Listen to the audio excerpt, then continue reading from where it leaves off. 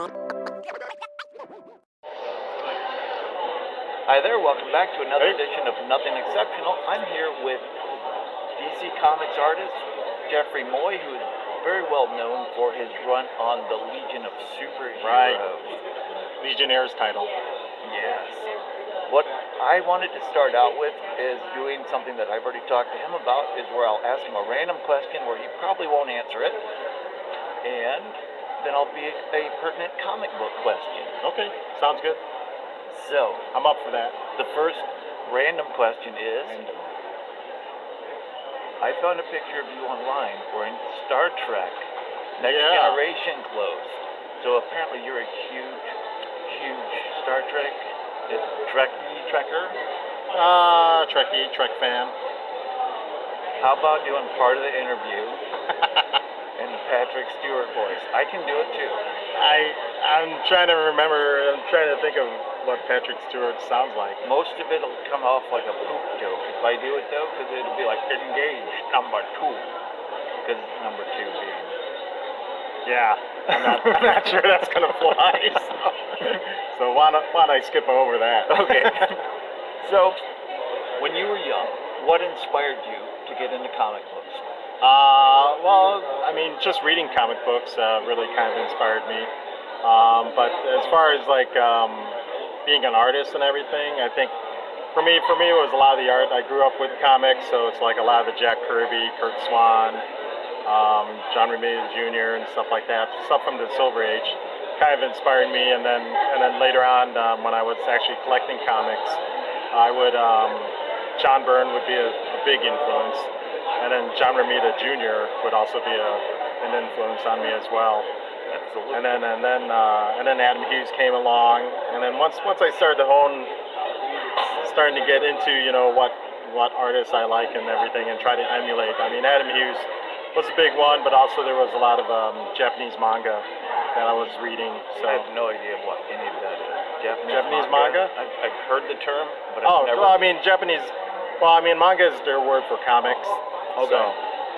So it's just like Japanese comics. Okay.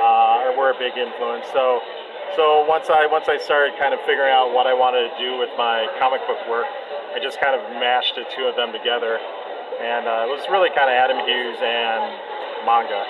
Gotcha. So that's why my characters have that youthful kind of character feel, because a lot of the Japanese manga, they're able to kind of they're more of a visual language. So when you're looking at their eyes, or you're looking at the way their body is posed and stuff like that, it really kind of lends to the emotional weight of a character and attitude. Gotcha. So it's like the eyes and the everything else. Yeah. Because I noticed your eyes, like on some of your characters, Yeah, are a little different. You could show them.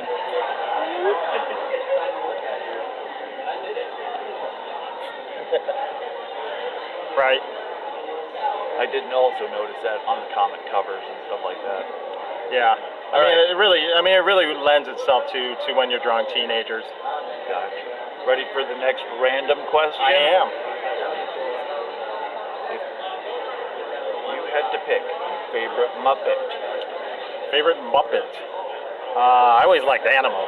Animal was always crazy. He'd be just banging on the drums and be out of control. I think that was pretty much me as a kid. My parents would probably agree to that. Okay. Next pertinent question. Impertinent? Pertinent. Wait. Pertinent? Pertinent, yeah. Words are hard. They are. So, after you got into comic books, who helped you out the most once you got in there? As far as me improving, and like who took you by the hand once you were in the door and said, "Let me help you out"? I mean, the biggest help probably came from my affiliation or my friendship with the artists in Gaijin Studios in Atlanta. You got Brian Stonefries and Adam Hughes and Philly Hamner, Carl Story. I mean, those guys were really helpful and just like being receptive to, hey, that's looking cool and stuff like that. And we chat a while and stuff even before I was in the industry, and just they were very supportive, and I would always keep sending copies of my work to them down in Atlanta.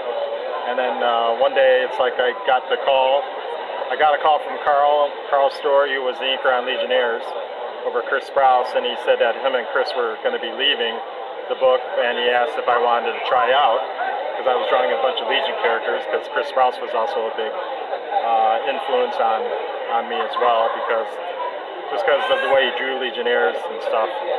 So Legionnaires was my favorite book at the time, and then being asked if you want to try out for it, it was a big honor and commitment, and it made me pretty nervous, but then and then I got in touch with their editor, Casey Carlson, and he had me do a couple pinups, samples, and then I got some. Then I got to try out.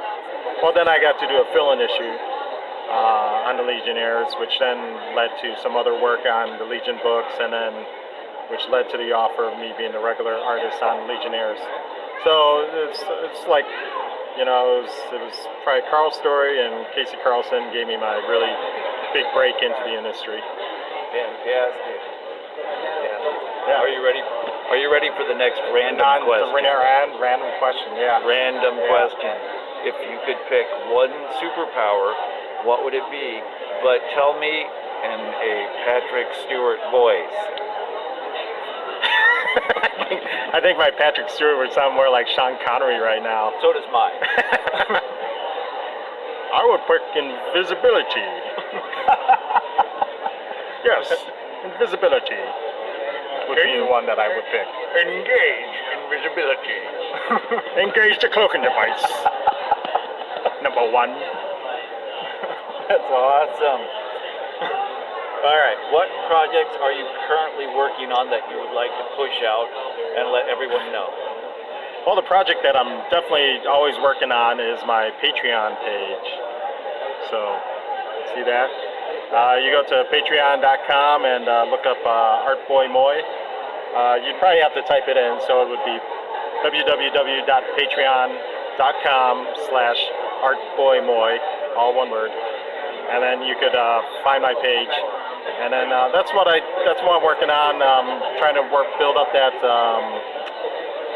support base, and then it keeps me going month after month without having me to actually look for work, because looking for comic book work in this industry is pretty tough nowadays, especially at what I need to get by and stuff like that. Gotcha. Well, thank you so much. Yeah, no problem. Thank you.